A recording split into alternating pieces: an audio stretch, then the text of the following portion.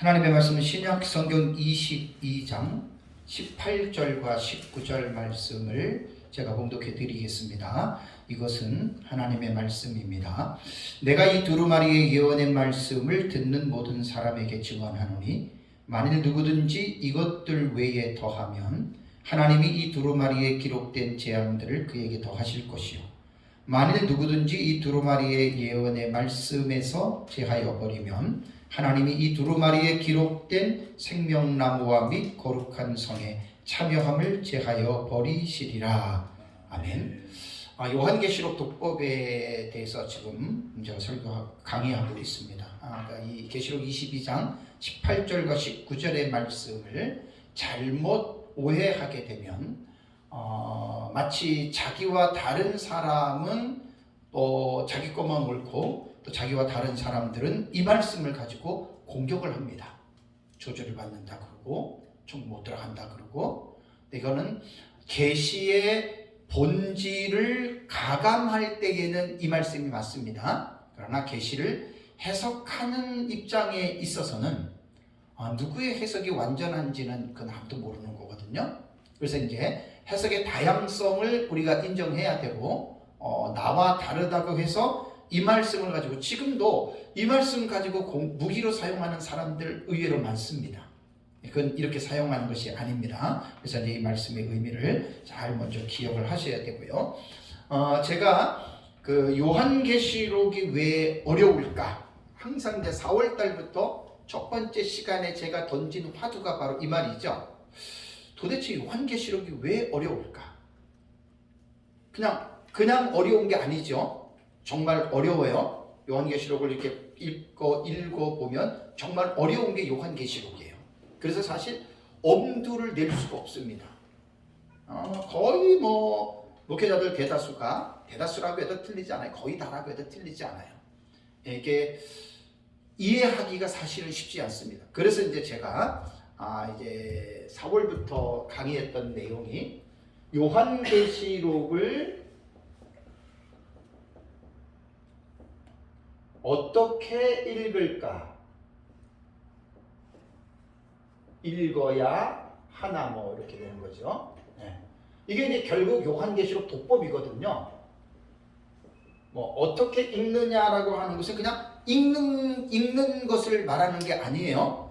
이 내용의 의미를 아는 것을 우리는 읽는다라고 이렇게 표현을 하는 겁니다. 그래서 제가 4월부터 이제 지금까지 올해 들어서 이제 대면 강의를 시작을 하면서 이제 이 부분에 대해서 제가 이제 강의를 계속합니다. 요한계시록이 주후 96년에 기록이 되었다고 본다면 지금까지 약 1926년이 지났습니다.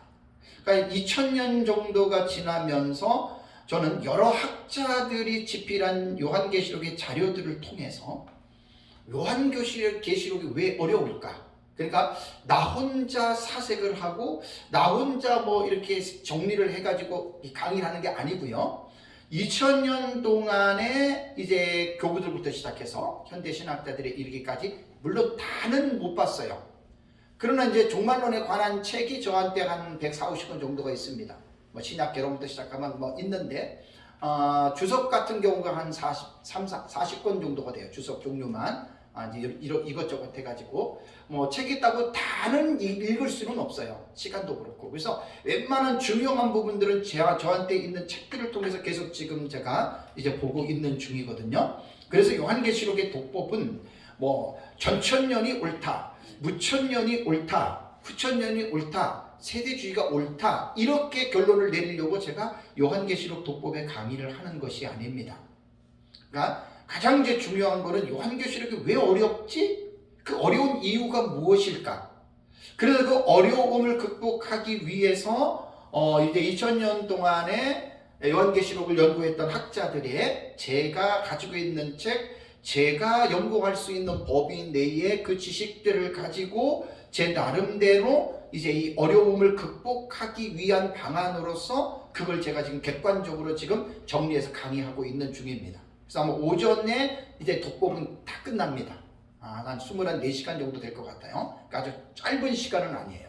그래서 이제 이 책이 끝나면 이제 강의안이 다 됐기 때문에 책을 정리하면 책이 나오는 거예요. 그런데 우리 교회에서도 이제 연대기적으로 보는 요한계시록 이제 20장 이번 주 끝났거든요. 그러면 이제 그것도 원고는 이미 다 돼 있는 거고, 그래서 이제 그 두 가지의 내용을 한 책으로 제가 이제 집필을 하려고 그래요. 그래서 이제 거의 뭐 강의는 다 끝났지만 이제 여러분들이 좀 기도 좀 해주셔서 이번에 나오는 책은 상당히 중요합니다. 요한계시록 독법이 먼저 들어가기 때문에 누가 옳으냐 그르냐 그걸 말하려고 한 게 아니에요.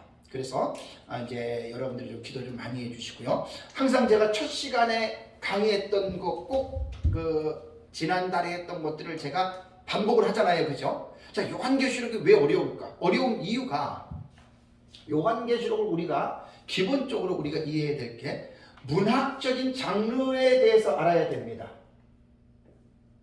이거 다 이제 강의했던 내용인데 문학적인 장르가 어떤 분야에 속해 있느냐, 이건 좀 대단히 중요한 거죠.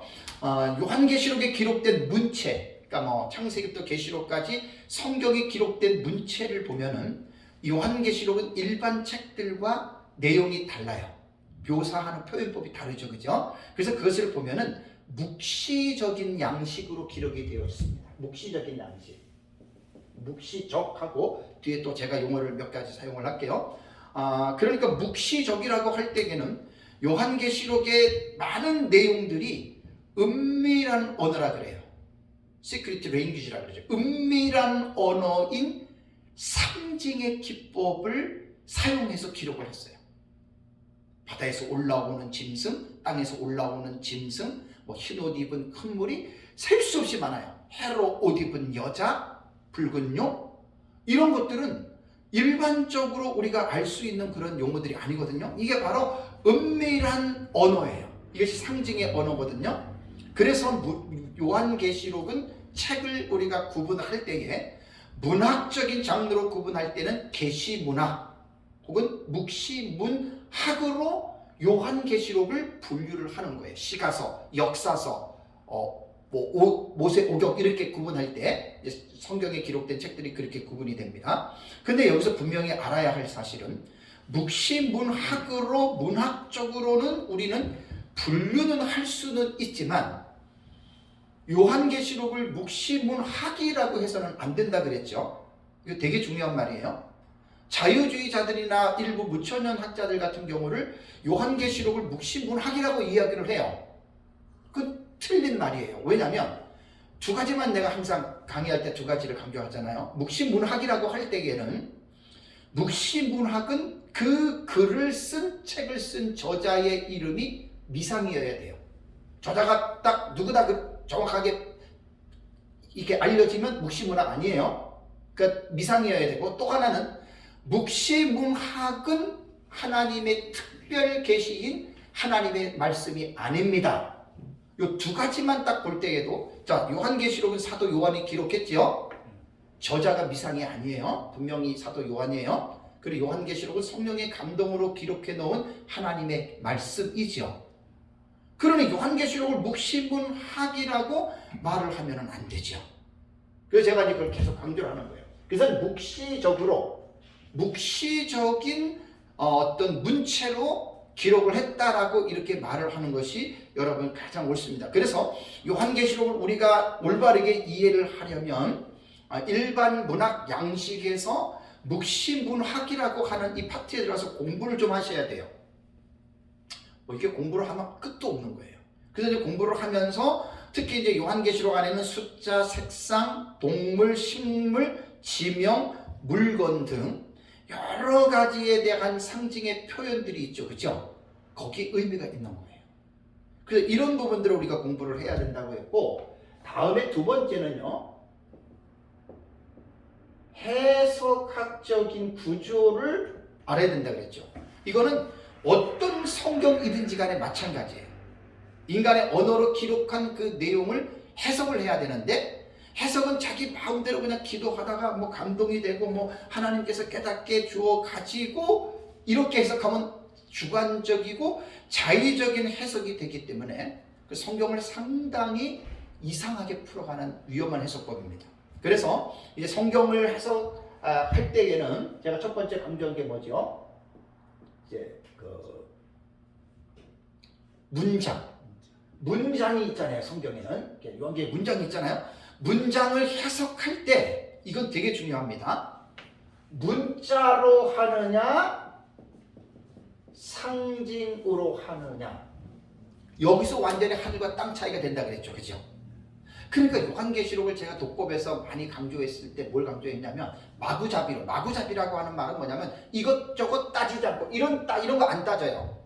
그냥 성경 읽고 그냥 하나님이 말씀해줬다, 막 성령이 감동해줬다, 이건 마구잡이식의 성경 해석인데 이거는 이단과 사이비들이 하는 해석법입니다. 그러니까 요한계시록의 텍스트를 볼 때 문자로 해석해야 되느냐 상징으로 해서 이걸 먼저 딱 결정하셔야 돼요. 전체를 문자를 볼 것이냐 전체를 상징으로 볼 것이냐, 아니면 문자와 상징을 병행해서 봐야 할 것이냐. 여러분 되게 중요하죠. 이거는 하늘과 땅 차이입니다. 1260일, 문자는 연수로 말하면 3년 6개월이고 상징은 신약시대 전체로 끌어가요. 이게 어떻게 대화가 되겠어요? 안 되죠. 다음에 요한계시록에 보면은 사건이 나옵니다. 사건이 나오는데 제가 연구한 바로는 약 61가지 사건이 나온다 그랬죠. 1장부터 22장까지, 6장에서 19장까지가 44가지고 그 다음에 19장부터 22장까지가 7가지입니다. 제 책에 다 이거 지금 나와 있는 거예요. 그죠? 이렇게 제가 이렇게 체계적으로 연구를 했어요. 그런데 이 사건을 예를 들어 가지고 바다에서 올라오는 짐승이 올라와서 42달 동안을 붉은 용으로부터 사탄으로부터 권세를 받아 가지고 42달을 전 세계를 지배하잖아요. 그죠? 그럼 도대체 그 사건이 언제 일어나느냐? 14만 4천이 이마에 인침을 받는데 그렇다면 그 사건은 언제 일어나느냐? 계시록 12장에서 여자가 광야로 도망했다라고 하는데 빛이 나거나 사라진 거예요. 그러면 여자는 누구고 여자가 광야로 빛이 난 사건은 언제 일어나는 것인가? 되게 중요하죠. 그죠? 그래서 요한계시록을 해석해 왔던 2000년의 기독교 역사를 볼 때에는 사건에 대한 해석이 과거주의가 있어요. 그러니까 로마 제국하에, 그러니까 요한 당시에 빠르게는 70년 전에 다 이루어진 것으로 보고 조금 길게는 서로마가 멸망했던 476년까지의 이 요한계시록은 이제 20장 이전에 19장 이전의 거는 다 이루어졌다라고 보는 게 과거주의 해석이고요. 그 다음에 역사주의 해석은 서로마 멸망이 아니라 신약시대 전체까지의 요한계시록에 일어나는 사건들을 신약시대 전체라고 하는 그 텀에 사건을 집어넣는 거예요.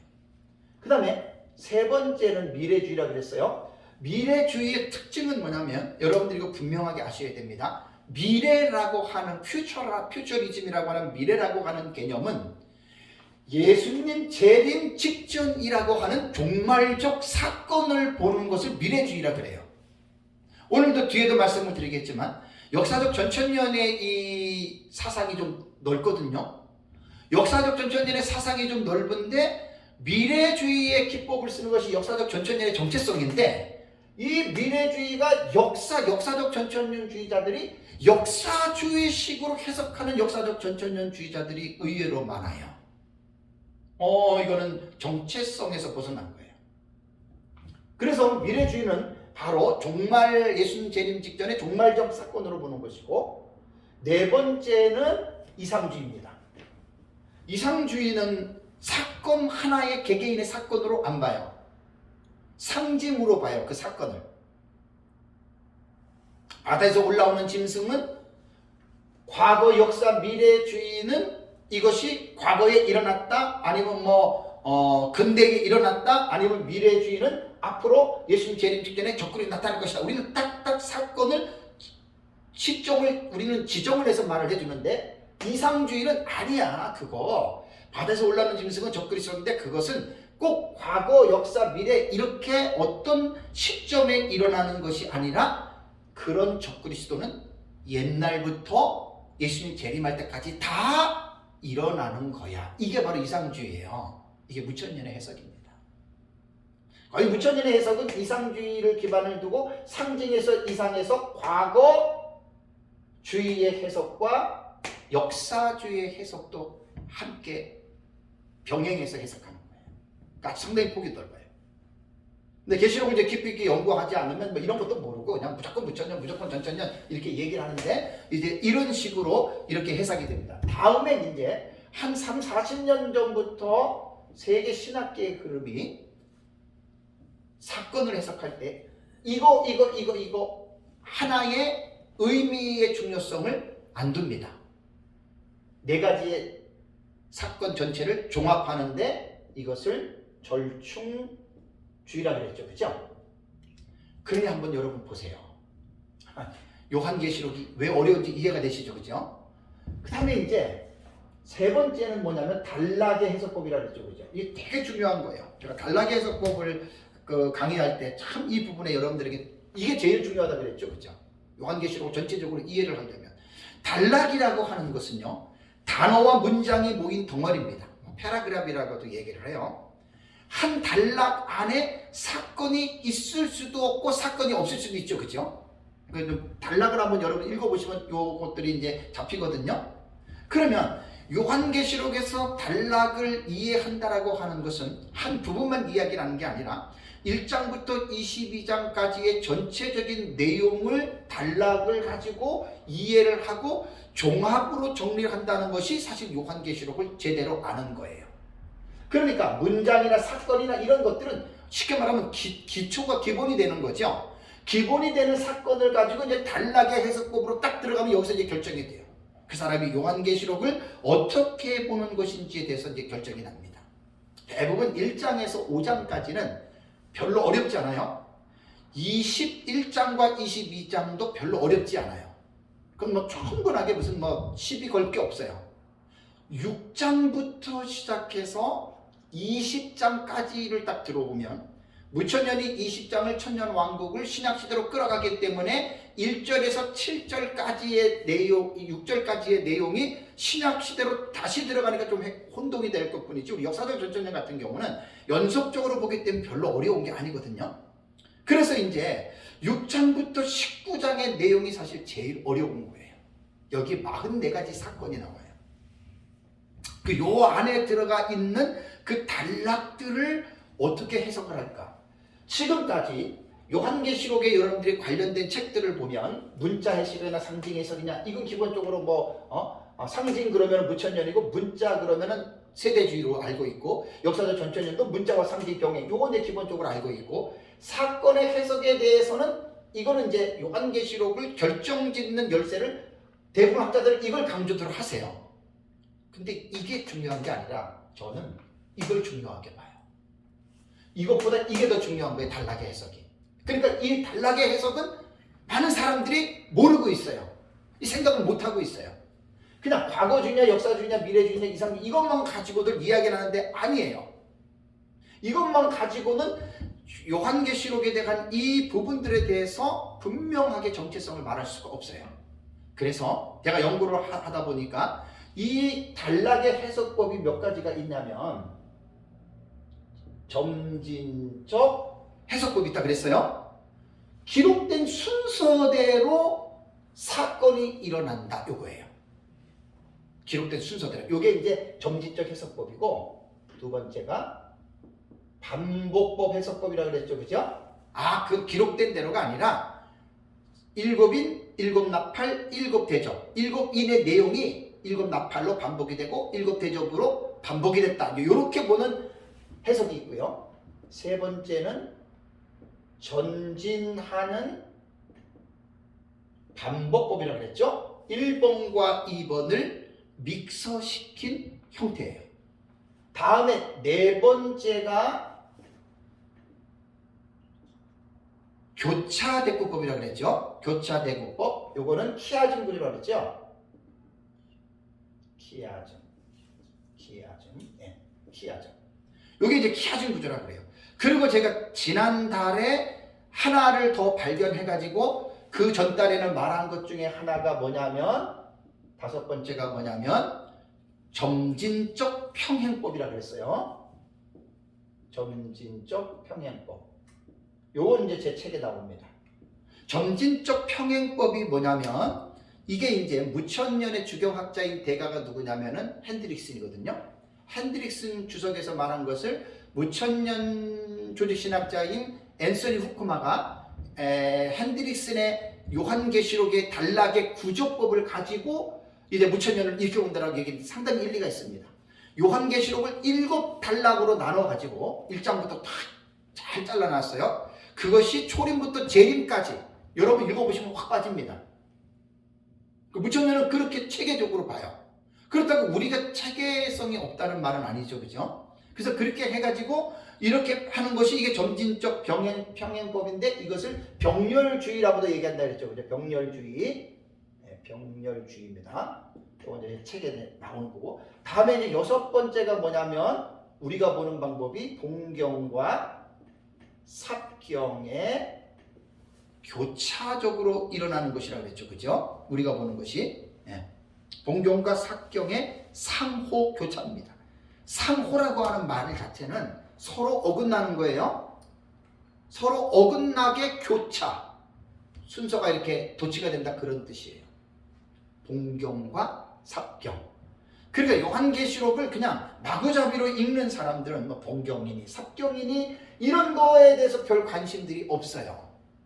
그럼 무조건 성경을 읽고 자기 나름대로 그냥 이것은 이거다라고 그냥 소설을 쓰는 거예요. 그렇게 하게 해가지고 요한계시록을 말을 하니 자기와 같은 사람이 있겠어요, 없겠어요? 없는 거예요. 근데 독불장군식인 사람들은 그렇게 마구잡이로 연구를 해놓고 막 그게 마치 다인 것처럼 해가지고, 근데 또 그 사람이 또 이제 다른 사람들을 많이 배우는 사람들이 있으면 그 사람이 이제 선생이 되는 거예요. 위험한 거예요. 그래서 제가 요한계시록 독법을 강의하면서 제가 강조하는 것들은 이런 식으로 당신이 보고 있는 요한계시록을 말 좀 해봐라 그 말입니다. 저도 마찬가지고 우리도 마찬가지고 모두가 마찬가지입니다. 이런 지식적인 부분들을 무시하고 그냥 내가 성경을 읽고 요한계시록 이렇게 깨달았다. 그거는 여러분 100% 그거는 문제가 있는 거예요. 그러면 여기에서 이렇게 했다고 과연 요한계시록이 다 완성되느냐? 거의 틀은 여기서 다 완성이 돼요. 그래서 제가 세 번째 말씀드린 게 뭐냐면 신학적 읽기라고 그랬죠, 그죠? 신학적으로 읽어내야 돼요. 모든 성경이 다 이렇게 되는 거예요. 그래서 제가 주경신학, 참 뭐 이건 진짜 주경신학적으로 요한계시록을 읽어야 돼요. 이건 뭐 사실 어렵지만은 그래도 두 번째는 조직신학적으로, 세 번째는 역사신학. 요게 이제 지난달까지 제가 강의를 요까지 한 거예요. 요까지 하는데 한 20시간이 넘게 시간이 걸린 거예요. 참 어쨌든 성경은 마구잡이로 읽어가면 그 참 위험합니다. 주관적인 성경의 깨달음은 결국은 주관적인 해석이 되고 주관적으로 성도들을 가르치다 보면 성도들이 이제 잘못되는 거예요. 그래서 신학적 읽기에서 제가 이번 시간에 강의하는 것은 뭐냐면 네 번째 실천신학이 있습니다. 실천신학. 그래서 오늘 지금 첫 번째 하는 강의는 이제 실천신학적으로 요한계시록을 읽어야 된다라고 하는 이 부분을 제가 첫째 시간에 강의를 합니다. 자, 그렇다면 실천신학은 뭐냐? 지금 주경신학, 조직신학, 역사신학은 이론신학이라고 말합니다. 이론신학.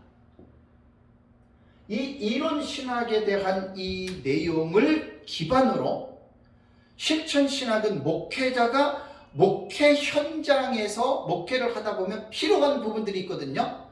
그 필요한 부분들을 구체적으로 활용하기 위해서 이것 외에 필요한 과목들이 있겠어요? 없겠어요?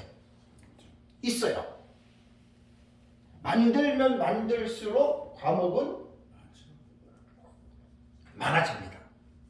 사회가 다양다변에 가다 보면 실천신학의 과목은 점점 늘어날 수밖에 없어요. 그걸 제가 이번 시간에 말씀을 드리려고 하는 거예요. 한 가지 예를 들어볼게요. 교회 성도가 결혼을 했는데 10년, 20년이 됐는데 임신할 수 있는 연령인데 임신이 안 돼요. 옛날에는 어쩔 수 없이 그냥 지냈어요. 그죠? 그러다가 이제 임신이 되면 낳고 했는데 요즘은 차원이 다르죠? 요즘은 의료 과학 문명이 발달됨으로 인해서 이 임신이 불임을 해결하는 방법이 완전하진 않지만 생기게 됐죠. 그죠? 그게 인공수정이에요. 인공수정. 원래 인공수정은 가축이나 어류 따위의 번식이나 품종 개량을 위해서 이미 일반 사회에서는 시행해온 기술이었어요. 그죠? 그거를 이제 사람에게 딱 적용을 한 거예요. 그래서 사람에 대한 인공수정은 약제를 복용하거나 체내 수정을 하거나 체외 수정인 배아 이식은 시험과 낙입니다. 그 다음에 정자와 난자를 추출해서 또 수정하고 어떤 경우에는 냉동을 시켰다가 시간이 지난 후에 그 정자를 난자에다 집어넣으면 임신이 돼요. 우리 교회 집사님 누구죠? 뭐라 그래요? 제부는 의사인데 냉동을 정자를 시켜놨다 7년인가 8년이 딱 리미티드 나있는데 끝났다 그래가지고 그걸 했는데 쌍둥이 임신이 됐어요. 그래서 또 났어요. 쌍둥이를. 그러니까 여러분 보세요. 인공수정이 과연 목사님 내가 우리가 아이를 못 낳는데 지금 병원에 가면 인공수정으로 아이를 낳을 수 있습니다 라고 상담을 한다면 여러분 뭐라고 하겠어요? 뭐라고 말하겠어요? 성경에 뭐라고 나와 있죠? 이거 답하기 곤란해요. 지금 교회들 다 그렇게 하고 있어요. 그러면 인공수정에 대해서 신학적으로나 윤리적으로나 이건 심각한 문제가 있을 수 있거든요. 자, 구약성경과 신약성경이 기록될 때 과연 인공수정에 대한 생각을 했을까요? 전혀 아니죠. 그래서 현대 사회 문명이 고도로 발전할 때 이런 부분들을 우리가 답하고 이런 부분들을 지도하기 위해서 실천 신학의 분야가 필요하다 그 말입니다.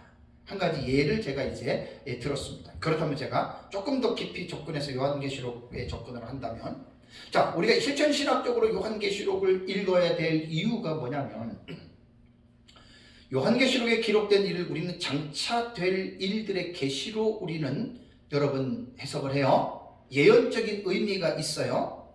그럼 이 계시를 본 당사자는 사도 요한입니다. 그러니까 사도 요한은 보는 것, 듣는 것을 기록했을 뿐이지 요한은 그 사실이 구체적으로 무엇인지에 대해서 몰랐습니다. 다니엘도 다니엘서를 보면은 자기가 예언을 하고 환상을 봤지만 자기도 뜻을 모른다 그랬어요. 그죠? 자기도 모른다 그랬어요. 마찬가지예요. 그러면 요한계시록을 우리가 어떻게 보냐면 사도 요한이 기록할 때가 주후 96년이거든요. 지금 2022년이에요.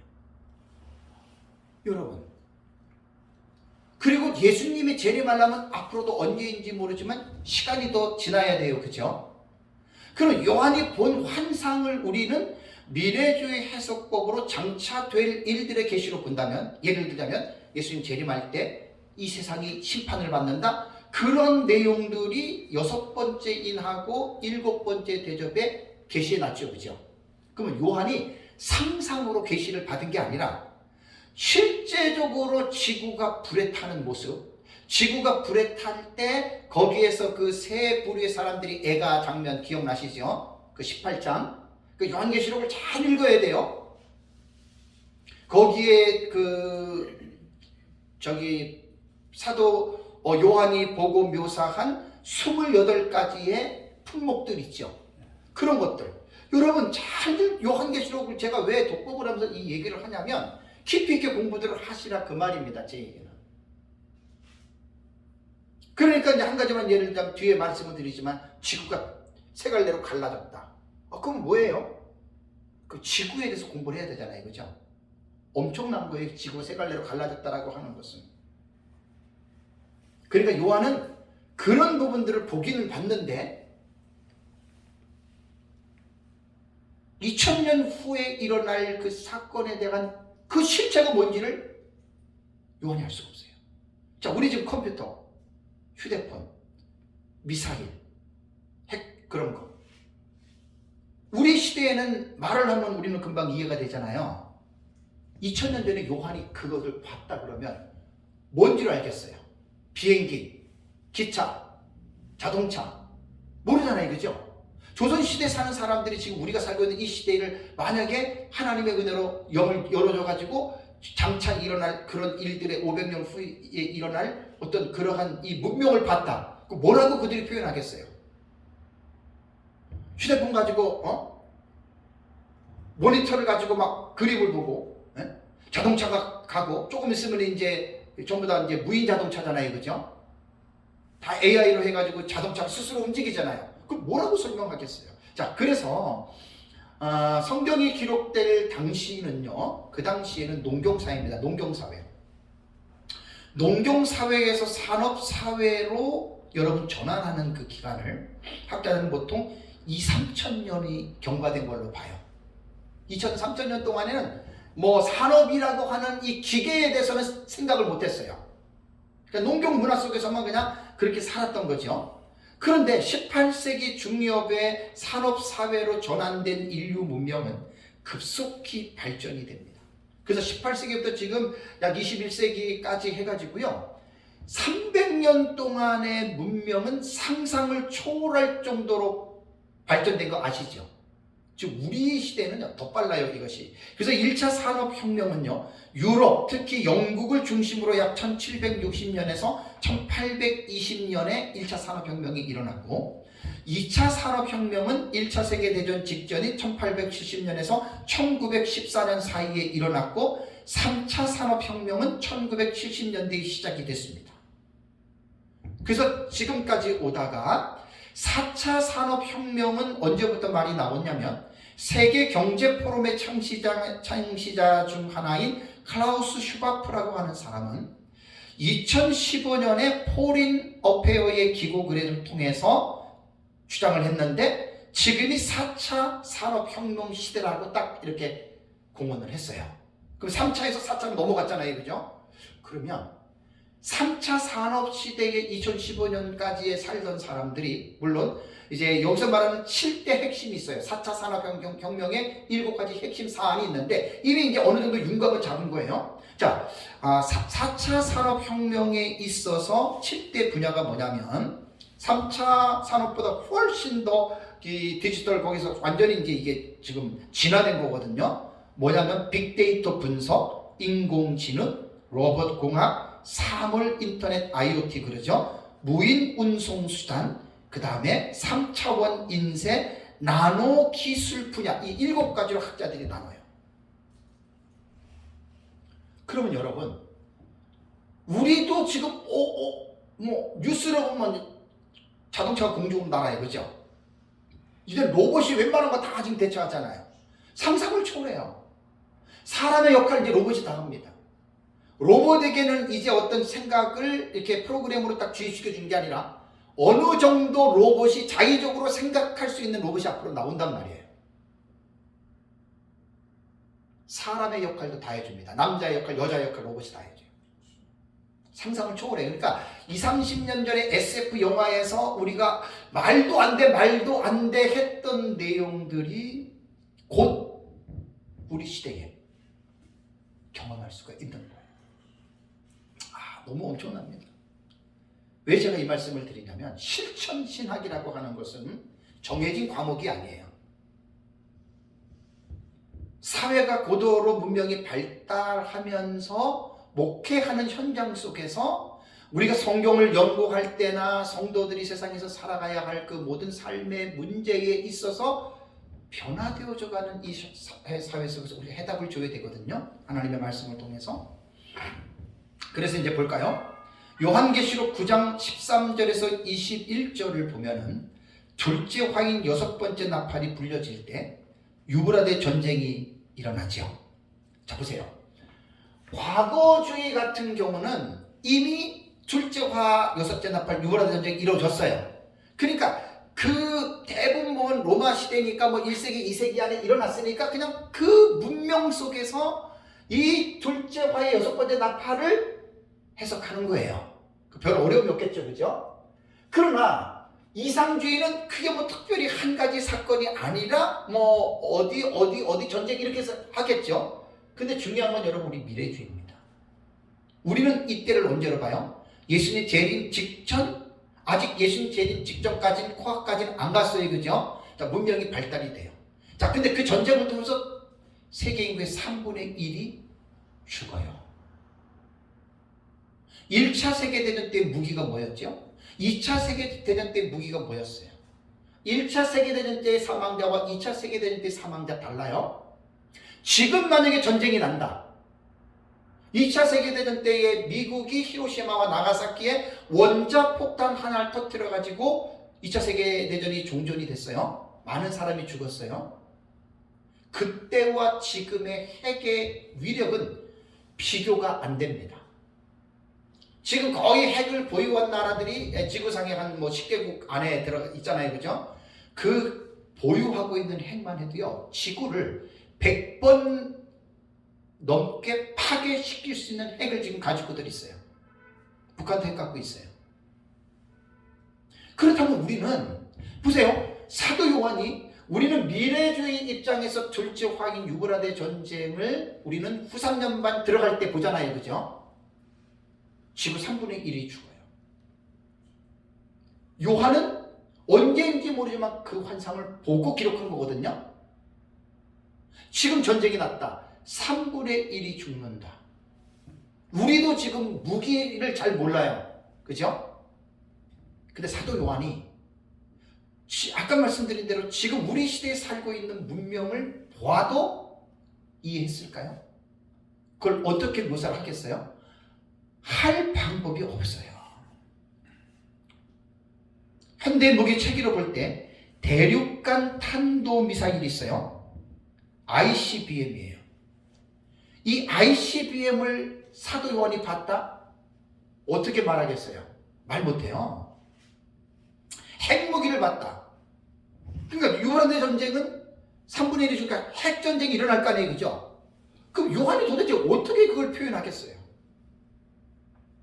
그래서 제가 요한계시록을 실천신학적으로 우리가 연구해야 된다라고 하는 말은 바로 이러한 차원에서 우리가 성경을, 요한계시록을 분명하게 구체적으로 여러분 우리가 연구를 해야 된다라고 하는 말입니다.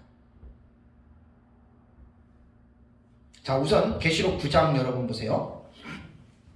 계시록 9장 13절과 19절이 여섯째 천사가 나팔을 불매 내가 들으니 하나님 앞 금제단에 네 뿔에서 한 음성에서 쭉 나오잖아요. 그죠? 15절에 네 천사가 놓였으니 그들은 그 년을 일시에로 사람 3분의 1을 죽이기로 준비된 자들이라. 3분의 1이 그 18절을 보면은 불과 연기와 유황으로 말미암아 사람 3분의 1이 죽임을 당하니라. 요한은 이 환상을 봤어요. 세계인의 3대의 환상을 봤어요. 이게 과거가 아니라 우리 미래예요. 지금 70억이라고 한다면 약 34억 이상의 사람이 죽은 것을 요한은 봤다니까요. 17절 보세요. 그 16절 보면 마병대 수는 2만만이니 2억이에요. 내가 그들의 수를 들었노라. 이 같은 환상 가운데 그 말들과 그의 탄자들을 보니 불빛과 자줏빛, 유황빛, 호심경이 있고 또 말들의 머리는 사자머리 같고 그 입에는 불과 연기, 유황이 나오더라. 이걸로 사람의 3분의 1이 죽었대요. 이게 도대체 뭐예요? 그러니까 요한은 아까도 말씀드린 대로 2000년 후에 일어날 도무지 요한은 봐도 우리는 저건 핵무기야, 저건 ICBM이야, 저거는 미사일이야. 우리는 우리 시대의 지식으로 그것을 인지할 수가 있지만 요한은 봐도 무엇인지를 모르고 그냥 그래, 그냥 그래, 이렇게 여러분 우리는 이 본문을 여러분 해석을 해야 됩니다. 그 다음에 19절에도 보세요. 이 말들의 힘은 입과 꼬리에 있으니 꼬리는 뱀 같고 또 꼬리에 머리 같은 머리가 있어. 어떻게? 이것으로 헤어라. 이것으로 사람을 죽였어요. 여러분, 말들로 사람을 죽였다? 세계 3분의 1을 죽였다? 무슨 말인지 이해가 되시죠? 그래서 요한은 그 당시에 봤지만 구체적으로 그 부분에 대해서 알지를 못했기 때문에 우리 시대에는 충분히 이 계시의 의미를 사도 요한은 봐도 몰랐지만 우리는 이제 안단 말이에요. 그죠?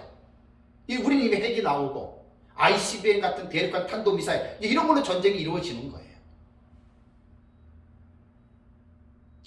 우리가 만약에 과거주의 해석의 입장에서 우리가 요한계시록을 연구한다면 이런 말 할 필요가 없겠죠, 그죠? 과거에 다 이루어진 거니까 말들이 불에 꼬리가 있으니까 말 타고 전쟁해서 이렇게 그냥 해석하면 간단한 거예요. 그렇지만 우리는 입장이 달라요. 그래서 제가 이제 요한계시록 독법을 강의하면서 뭘 많이 강조했냐면 마구잡이식으로 배우지 말라는 거예요. 이러한 철저한 이론적인 신학적인 성경적인 기본적인 지식을 무시하고 성경을 읽으면 그 이단과 사이비밖에 더 되겠어요? 네? 이단과 사이비가 신학 있는 거 봤어요? 없어요. 안식교 같은 경우는 좀 차원이 달라요. 원어나 이런 것들 상당히 차원이 달라요. 이 사이비 종말론자들 이런 사람들은 신학이 아예 없거든. 그 다음에 계시록 6장 6절을 보면은 내가 내 생물 사이로부터 나는 음성을 들으니 한 데나리온의 밀 한 대요 한 데나리온의 보리 석 대로다. 이 가뭄으로 우리는 기근으로 우리는 해석하잖아요, 그죠? 이 기근 해석은 우리는 보세요. 제가 해석하는 거는 정확하게 딱딱 들어맞게 되어 있어요. 마구잡이로 제가 하는 해석이 하나도 없어요. 물론 저는 민 목사님한테 배운 내용이고 그것을 제가 체계적으로 제가 정리하기 때문에 절대로 마구잡이가 없어요. 앞뒤가 무슨 일이 있어도 딱딱 맞게 되어 있어요. 그거 여러분 쉽지 않습니다. 그렇다면 이 기근은 엄청난 기근인데 이것으로 인해서 한 데나리온에 뭐 밀 한 대, 보리 석 대 이렇게 쭉 나오잖아요, 그죠? 보통 시세의 12배 내지 16배 되는 물가 상승입니다. 러우 전쟁을 통해서 지금 우리나라 여러분 기가 막히게 올라 전 세계가 그죠? 4배, 5배, 10배 오는 것도 있어요. 기름 같은 거.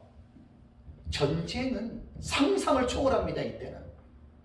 그러면 이제 이때 우리는 제가 이제 강의를 다 했지만 왜 이러한 심각한 기근이 이루어질 것인가? 기근이 몰고 오는 것은 비가 내리지 않아서도 기근이 내려오지만 무엇이 하나가 추가가 된다 그랬어요? 여기에 전쟁이에요. 핵전쟁이 일어나면 자연이 파괴가 되고 그죠? 환경이 파괴되잖아요, 그죠? 그래 이런 것들을 여러분이 연결할 수 있어야 되는 거예요.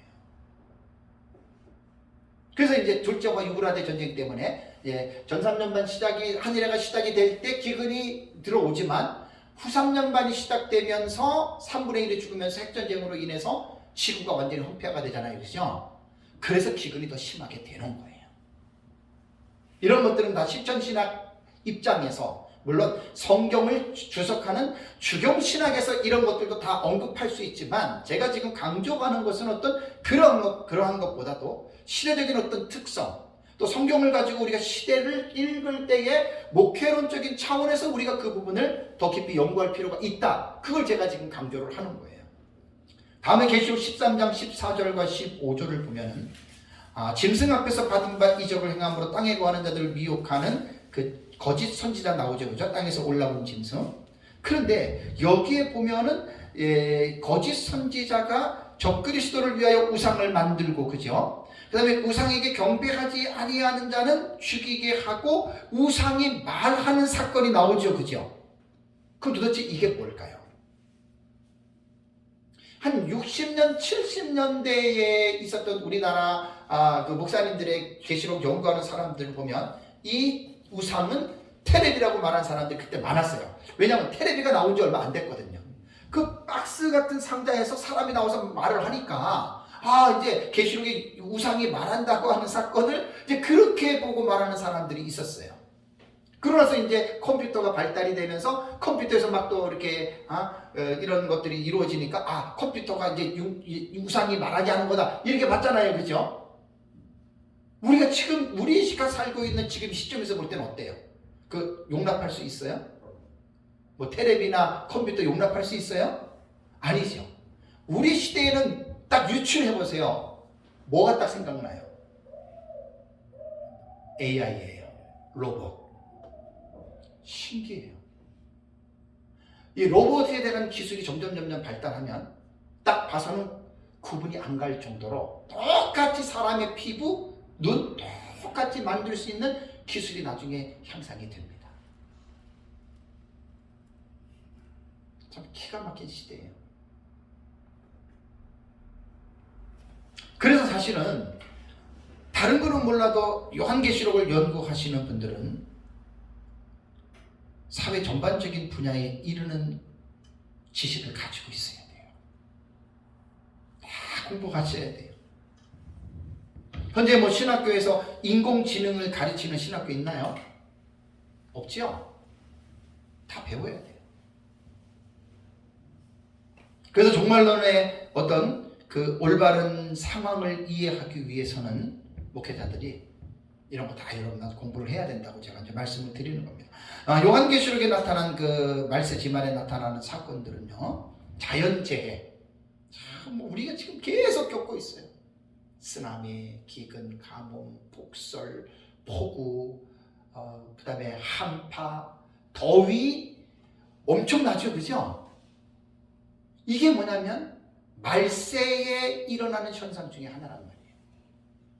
마태복음 24장 7절에 민족이 민족을 나라가 나라를 대적하여 일어나겠고 곳곳에 기근과 지진이 있으리니 전염병. 그러니까 구약 성경에 보면 하나님께서 그 징계하실 때 나타나는 3종 세트가 있죠.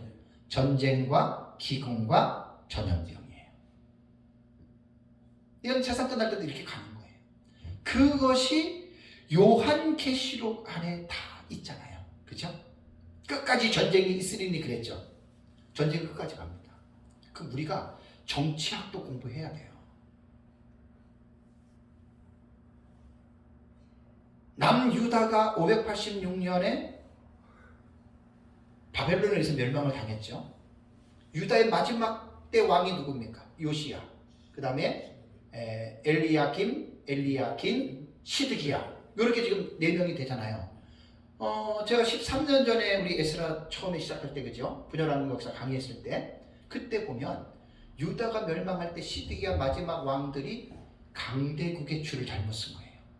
그러니까 시드기야가 애굽을 버리고 바벨론을 의지했다면, 바벨론에게 수긍했다면 무너뜨리거나 죽이지는 않아요. 그냥 속국으로 삼고 자연적으로. 그래서 하나님이 예레미야를 통해서 뭘 예언하게 했어요? 항복하라. 그거는 어쩔 수 없이 그거는 이길 수가 없는 거예요, 유다가. 그런데 시드기야가 뭘 잘못 판단했냐면 정치 외교적인 부분을 시드기야가 판단을 잘못한 거예요. 하나님이 너네 바벨론에게 망해. 강대국이야. 항복해. 그럼 너네 죽지 않아. 순종하면 되는데 시드기야가 뭔 생각을 해냈어요? 애굽에게로 가면 애굽이 우리를 막아줄 것이다. 그래서 느부갓네살이 더 화가 난 거 아니에요? 더 비참하게 죽인 거예요. 여러분 구약 성경을 보면은 선지자들이 정치를 참여 안 한 게 아니에요. 왕들에게 외쳤어요. 지도자들에게 외쳤어요. 오늘날 교회가 목회자들이 영적인 지도자들이 왜 대통령에게 왜 우리가 정치에 대해서 왜 우리가 조언을 하지 말아야 됩니까? 해야지요. 미국을 의지해야 됩니까? 중국을 의지해야 됩니까? 여러분 어떻게 생각하세요? 목사가 이런 말을 해줘야 돼요. 지금 여러분 우리나라는. 제 말 여러분 틀렸습니까? 뭐 목사는 정치에 관여하면 안 된다고 누가 그런 소리를 해요? 성경도 모르는 사람들이죠. 우리나라는 여러분들도 알다시피 남북이 분단되어 있어요. 북한은 사회주의 공산주의예요. 러시아와 중국이 지금 시퍼렇게 위쪽에서 살아있어요. 북한은 핵을 가지고 있는 핵 보유국이에요. 우리나라 핵 없어요.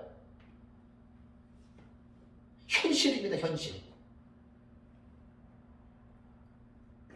그래서 애굽 의지하다가 느부갓네살만 바벨론에 머물다 심기를 불편하게 해서 더 비참하게 망한 거예요. 참 제가 요한계시록은 우리는 이 세상에서 나타난 실제적인 사건으로 보기 때문에 우리는 정말 목사님들이 성경을 잘 연구하셔서 이 실전신학의 분야라고 봐요. 외교, 정치, 군사 다 공부하셔야 돼요. 그래서 저는 뉴스는 무슨 일이 있어도 9시 뉴스는 제가 꼭 봅니다. 뭐 하다가도 특별한 일 꼭 봅니다. 왜냐하면 뉴스를 보면 세계 정세를 볼 수가 있는 거예요.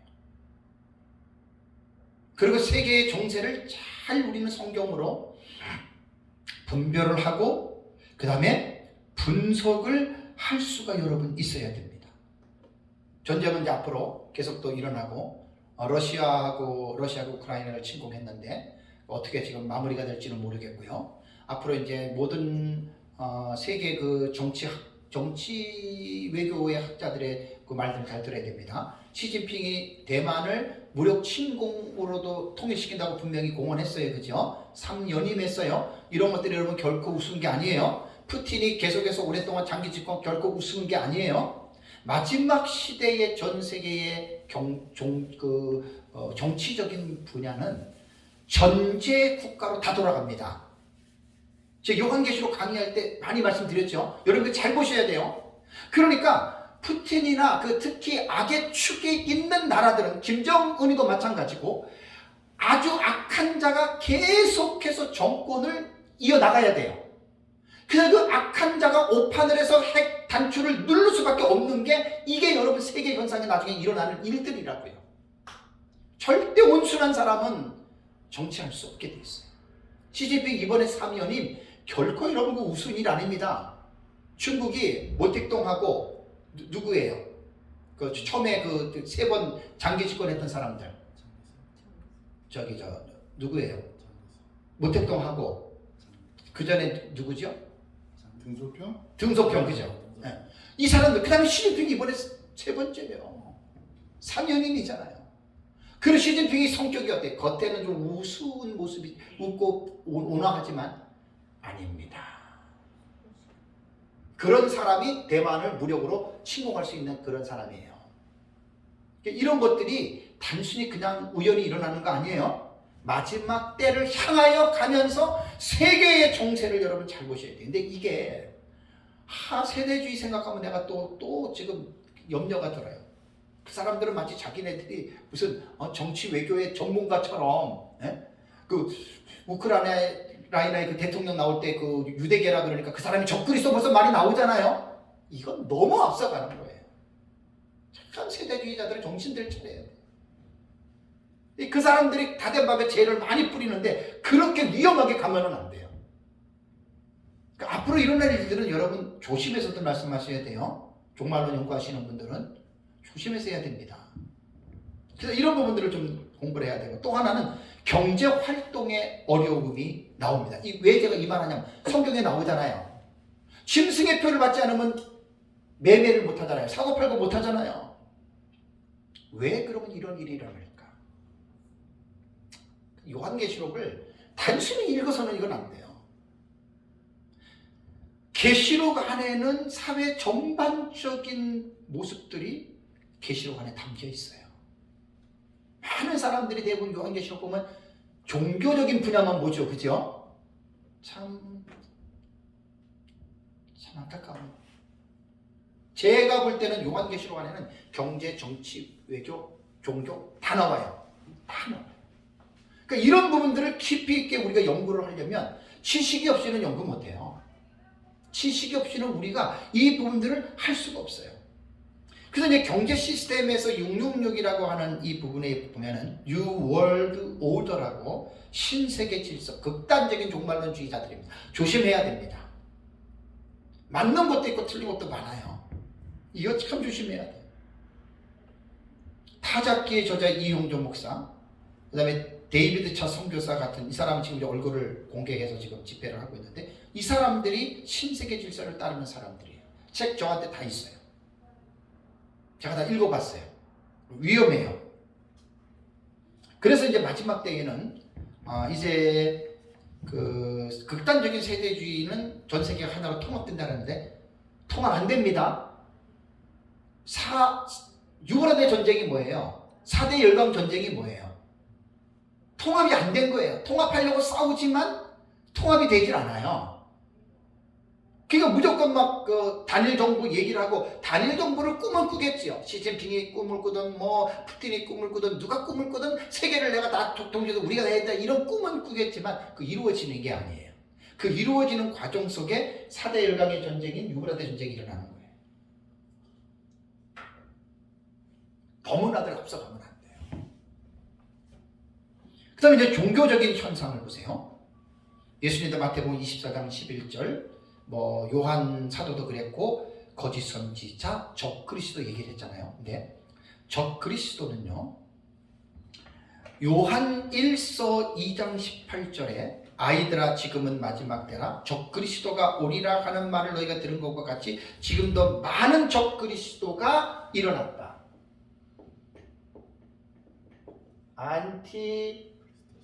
안티크리스 토이가 있고요. 안티크리스 토스가 있어요. 토스는 단수고 토이는 복수예요. 그러니까 마지막 때에 적그리스도가 온다라고 하는 말은 안티크리스토스 단수예요. 한 사람이에요. 지금도 많은 적그리스도는 안티크리스토의 복수예요. 그러니까 이상주의 무천년에서는 마지막 때 적그리스도를 말하는 사람도 많지만 어떤 사람들은 항상 이상주의는 어느 시대든지 간에 적그리스도는 있어 왔다 이렇게만 해석하니까 그렇지. 반드시 마지막 때 나타나는 단수인 인물인 적그리스도가 등장합니다. 그래서 그 적그리스도가 등장하는 이유는 70일의 계시에서도 나오지만 하나님의 성전에 앉잖아요. 데살로니가 후서에도 하나님의 성전에서 자기가 하나님이라고 주장하잖아요. 이게 말세에 나타난 이것 때문에 심판당하는 거예요. 그리고 계시록 13장에 보면은 모든 사람들이 생명책에 기록되지 않는 사람들이 짐승의 뼈를 받고 이 적그리스도를 뭐 한다 그랬어요? 경배한다 그랬죠. 프로스퀴네오라고 하는 단어는 예배하는 거예요. 우리가 하나님을 예배하듯이. 그러니까 지금 제가 지금 강조하는 거는 뭐냐면 실천 신학 분야에서 이러한 부분들을 깊이 있게 공부를 해야 되는데 또 높아심에서 말씀을 드리면 극단적인 세대주의자들이 이미 이 시나리오를 다 이미 공개를 하고 세대를 시켜나가지고 잘못된 거 많아요. 근데 거기 맞는 것도 있어요. 그래서 그 사람들 때문에 지금 우리가 여러분들이 잘 골라내야 돼요. 우리랑 맞는 것도 있지만 틀린 것도 많아요. 그게 여러분 지식이거든, 지식. 우리 미래주의가 늘 강조하지만 이러한 분명한 지식이 없으면 이단과 사입이랑 별 차이가 없이 그냥 도매꿈으로 묶어져 버려요. 나는 그런 취급 당하기 싫어요. 좀 제대로들 배우고 여러분 이거 가르치셔야 돼요. 이번에 제가 독법하기 전까지 요한계시록을 여기서 제가 한 9년째 지금 이제 서울에서 강의하는데 제 강의를 좀 들었던 분들이 있잖아요. 아쉬운 게 이 강의를 들으셨어야 돼. 이 강의를 안 듣고 지난번에 했던 강의만 들으면 잘못된 게 아니에요. 맞아요. 맞는데 신학적인 깊이나 이러한 성경적인 깊이가 없으면 이단과 사이비들 하는 말과 비스무리하게들 얘기할 수밖에 없어요. 우리 미래주의 해석의 방법은. 너무나 내가 마음이 아파요. 지금 너무나 마음이 아파요. 지난번에 와서 강의 듣고 지금 안 드시는 분들 너무나 마음이 아파요. 그래서 계속 잘 가르치셔야 돼요. 내가 그랬잖아요. 미래주의 잘못 배우면 차라리 안 배우는 것보다 못하다고. 이거 위험합니다. 그런데 다음 시간에 내가 이제 요한계시록에 대한 그 잘못된 것들, 그걸 내가 여러분들에게 또 이제 다시 한번 정리해서 말씀을 드릴게요. 그러면서 이제 결국 적그리스도는 뭐냐면 종교적인 인물이에요. 이 적그리스도는 단수적인 인물인데 정치인인데 사탄이 만약에 예수 그리스도가 하나님의 성육신을 했다면 적그리스도는 사탄이 성육신한 인물로 보면 돼요. 그렇다고 뭐 예수님처럼 두 가지 신성을 갖고 그거는 아니에요. 완전히 사탄이 최고로 이 마지막 이 적그리스도에게 42달을 통치할 수 있는 전무후무한 불사신의 권세를 줍니다. 적그리스도에게. 그래서 이제 적그리스도가 나타나서 마지막 사탄의 이제 그 입장에 서서 대변인이 돼가지고 전 세계에 있는 사람들을 미혹시켜서 결국은 생명책에 기록되지 않는 사람은 다 짐승의 표를 받아요. 그래서 7번째 대접으로 지구가 불신방받아 멸망하는 거예요. 더 놀라운 건 뭔지 아세요? 세계적으로 일어나는 종교적인 이 적그리스도나 음녀의 무리가 나오는데 이게요, 어느 날 갑자기 짠 나타나는 게 아니에요. 음녀의 무리를 계시록 17장에 나타난 음녀를 잘 기억하셔야 돼요.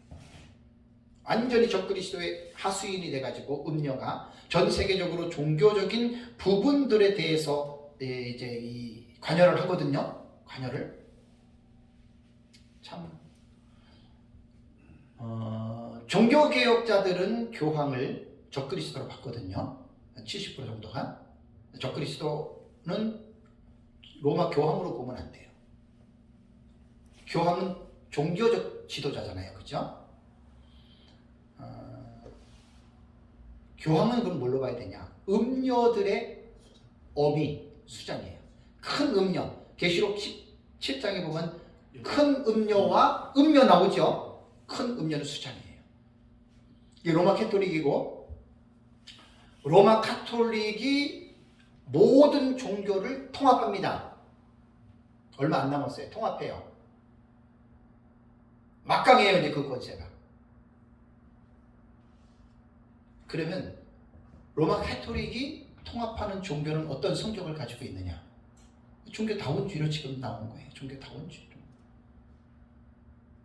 모든 종교, 사이비 이단까지 싹 로마 카톨릭이 흡수하게 되어져 있습니다. 기독교도 흡수가 되는데 신학이 잘못된 사람들 흡수가 돼요.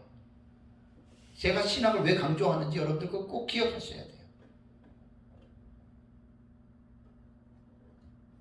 그래서 결국 이제 세계 종교가 하나로 통합이 되고 거기에 수장이 교황이 됩니다. 끔찍한 일이 제가 보는 관점에는 최소한이 70%고요. 이미 70%는 음료가 이미 다 드러나서 발톱만 안 드러냈을 뿐이지 70에서 80%는 이미 로마 카톨릭을 중심으로 21세기에 들어오면서 신학의 변질과 다양성이 지금 이것을 70%, 80%를 지금 딱 보여주고 있는 거예요. 문제가 뭔지 아세요? 봐도 모르는 사람들이 너무 많아요. 최덕성 교수님의 신학 충돌이라고 하는 책은 되게 중요한 책입니다. 최덕성 교수의 신학 충돌 1, 2가 있어요. 그 다음에 합정동교회 김효성 목사님이 쓴 그 에큐메니컬 운동 비판하고 종교다원주의에 대한 책, 그거는 우리 카페에 지난번에 올려놨죠. PDF로 공짜로 다 볼 수 있어요. 그 책을 읽어보시면 왜? 지금 제가 하는 말이 다 그런 내용들이에요. 7, 80%가 이미 음료는 실체가 드러났어요. 드러났거든요. 로마 가톨릭이 어떤 종교입니까? 이거? 우리 기독교의 큰 집입니까? 로마 천주교가? 아유 참나. 그 다음에 이제 마지막으로 세상 7번째 대접으로 불심판을 받아요. 요한계시록에는 심판에 관한 계시가 몇 번 나온다 그랬어요? 5번 나와요. 기가 막혀요. 왜 이 세상이 불심판 받는 걸 왜 5번이나 했겠어요? 그만큼 확실하고 꼭 이루어진다는 거예요. 그럼 지구가 세 갈래로 갈라져요. 제가 우리 교회에서 설교할 때 유튜브 영상 보셨죠? 지구를 그려놓고 설교를 하세요.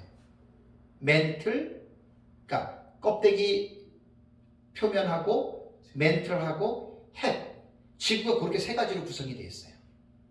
그래서 핵으로 들어가면 외핵이 있고 내핵이 있거든요. 외핵 속에는 마그마가 있어요. 그거는 액체예요. 내핵은 고체예요. 고체. 태양열과 맞먹어요. 그러니까 우리가 지금 살고 있는 지구 밑에는 불덩이가 있어요. 불덩이가. 이게 세 갈래로 갈라지면 이게 완전히 지구를 불태워버리는 거예요. 그분이 뭘 공부해야 돼요? 천문학 공부해야죠. 그죠? 그냥 지구가 생활내로 갈라서 망합니다. 그럼 도대체 뭐 지구가 뭔지 어떻게 알아요? 그래서 그런 것들을 다 PDF 뭐 이게 뭐 칠판에는 저 같은 거 일부러 그리잖아요. 요즘에 영상 시스템 되어 있는 거는 인터넷에 자료들이 말도 못하게 여러분 많습니다. 말씀을 정리하겠습니다. 요한계시록을 올바르게 읽기 위해서는 신학적 읽기에서 마지막 실천 신학적으로 읽어야 됩니다. 저는 요한계시록을 그냥 거저 연구한 게 아니에요. 지금 이것만 보시려면 여러분 아시겠죠? 깊이 있게 연구하시면